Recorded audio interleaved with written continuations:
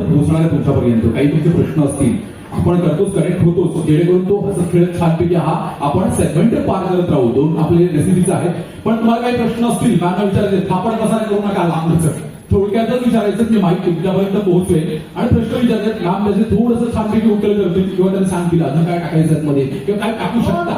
बरोबर हे आहेच आहे. आपण असं काही मेन्यू बघणार आहोत की तुमच्या घरी पाहुणे आलेले आहेत किंवा आज रविवार आहे बाबा मला काहीतरी भारी बेक करायचं पण मला कुटुंबासोबत सुद्धा वेळ घालवायचा आहे, तर आज तुम्हाला तसाच मेन्यू आहे. त्यासाठी आपल्या सोबत आहेत रामबंधू. त्यांचे स्पाइस मिक्स कसे वापरायचे ते म्हणजे लिहिलेलं आहे सगळं, पण आता मी सुद्धा तुमच्या समोर हे करून दाखवणार आहे म्हणजे तुम्हाला आणखी व्यवस्थित समजेल.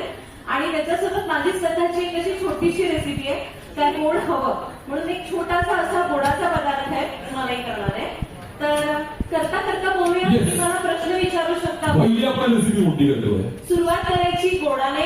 आपण करणार आहोत रसमलाई. रसमलाई आपण सुरुवात करतोय बरं का. मी तुमच्यापर्यंत. तुम्ही तयार, मनामध्ये प्रश्न तयार ठेवा. आपण बोलत बोलत गप्पा मारत सुरुवात करूया. आपण दोन रेसिपी छान आणि एक गोड छान करतोय म्हणजे आपण गोडाला सुरुवात करूया आपण, बरोबर ना.